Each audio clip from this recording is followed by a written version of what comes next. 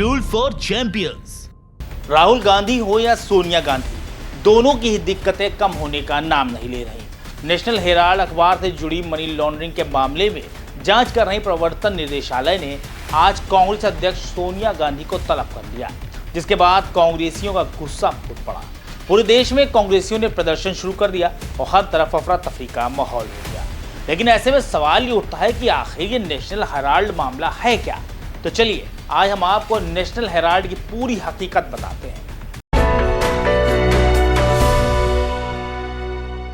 नमस्कार, मैं हूं मोहम्मद आसिफ दुलार और आप देख रहे हैं न्यूज टाइम नेशन। दरअसल नेशनल हेराल्ड एक अखबार है जिसकी शुरुआत अंग्रेजों के जमाने में हुई थी। इस अखबार को देश के पहले प्रधानमंत्री जवाहरलाल नेहरू ने लखनऊ से शुरू किया था। इसकी tagline freedom is in peril, defend it with all होए माइट रखी गई थी, जिसका मतलब है स्वतंत्रता संकट में है, अपनी पूरी ताकत से इसकी रक्षा करें। इस अखबार में पंडित जवाहरलाल नेहरू समेत कई स्वतंत्रता संग्राम सेनानियों के लेख छपते थे। ऐसा बताया जाता है कि इस अखबार से अंग्रेज सरकार इतनी डर गई कि 1942 में भारत छोड़ो आंदोलन के वक्त इस पर प्रतिबंध लगा दिया गया।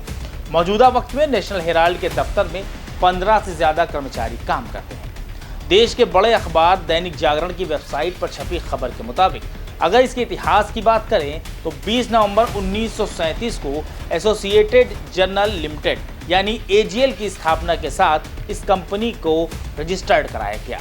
1938 में के रामाराव इस अखबार के संपादक बने। अगस्त 1947 में जवाहरलाल नेहरू ने नेशनल हेराल्ड बोर्ड के चेयरमैन के पद से इस्तीफा दे दिया। 1968 में नेशनल हेराल्ड का दिल्ली संस्करण लॉन्च हुआ। इसके बाद कई तरह के उतार चढ़ाव से अखबार गुजरा। 22 मार्च 2002 को मोतीलाल वोरा को एजीएल का चेयरमैन और मैनेजिंग डायरेक्टर बनाया गया। इधर अखबार चल ही रहा था कि अचानक साल 2008 में पता चला कि अखबार के संचालन के दौरान एजीएल यानी अखबार की मदर कंपनी को भारी नुकसान हुआ है। इसके बाद ये अखबार का संचालन बंद कर दिया गया। कई तरह के सवाल उठने लगे। वहीं दूसरी तरफ नवंबर 2010 में यंग इंडिया नाम की एक कंपनी की शुरुआत हुई। इस कंपनी में सोनिया गांधी और राहुल गांधी की 38% की हिस्सेदारी थी। यंग इंडिया कंपनी के गठन के साथ ही दिसंबर 2010 में पता चला कि एजीएल के ऊपर कांग्रेस के 90 करोड़ रुपए बकाया है।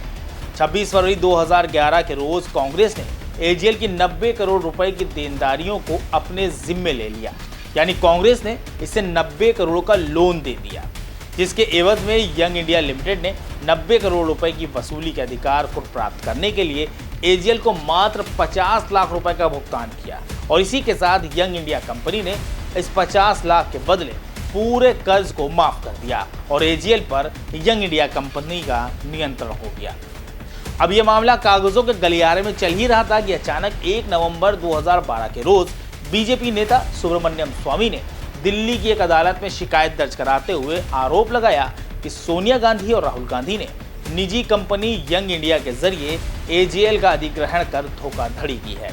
2014 में ईडी ने इस केस की जांच शुरू की। ईडी इस खेल में धोखाधड़ी का पता लगाना चाहती थी। 26 जून 2014 को अदालत ने सोनिया और राहुल गांधी को आरोपी के रूप में अदालत में तलब कर लिया। हालांकि उन्हें जमानत मिल गई। वहीं दूसरी तरफ सभी आरोपी कांग्रेसी नेता केस को रद्द करवाने के लिए सुप्रीम कोर्ट पहुंच गए, जिस पर सुप्रीम कोर्ट ने कार्रवाई रद्द करने से साफ इनकार कर दिया। वहीं अक्टूबर 2018 को दिल्ली हाई कोर्ट ने एजीएल को बहादुर शाह जफर दिल्ली में मौजूद हेराल्ड हाउस को खाली करने के आदेश दे दिए, जिसके खिलाफ गांधी परिवार फरवरी 2019 में सुप्रीम कोर्ट पहुंचा। ऐसा माना जाता है कि बस यहीं से तलवार की नोक सोनिया और राहुल की तरफ मुड़ गई। जी हाँ, 1 जून 2022 को ईडी ने सोनिया गांधी और राहुल गांधी को पेश होने का नोटिस भेजा। नोटिस पहुंचते ही गांधी परिवार के साथ पूरे कांग्रेस में हड़कंप मच गया। 13 जून 2022 को राहुल गांधी दिल्ली में ईडी के दफ्तर में पेश हुए, जिससे कई घंटे तक पूछताछ चली और अब इस इंक्वायरी से गुजरने की बारी सोनिया गांधी की है। खबर लिखे जाने तक सोनिया गांधी दिल्ली में मौजूद ईडी के दफ्तर पहुंच चुकी थी और उनसे पूछताछ भी शुरू हो गई थी। हेराल्ड केस में जिस तरह की भी डेवलपमेंट आएंगे और जो भी कार्रवाई रहेगी, एक एक करके हम सारी चीज़ें आपके सामने लाते रहेंगे। आपको हमारी खबर कैसी लगी इसके बारे में कमेंट सेक्शन में ज़रूर बताएं। अगर आप हमारी खबर फेसबुक पर देख रहे हैं तो उसको लाइक और फॉलो करें और अगर यूट्यूब पर देख रहे हैं तो सब्सक्राइब करके बेल आइकन जरूर दबाएं। नमस्कार।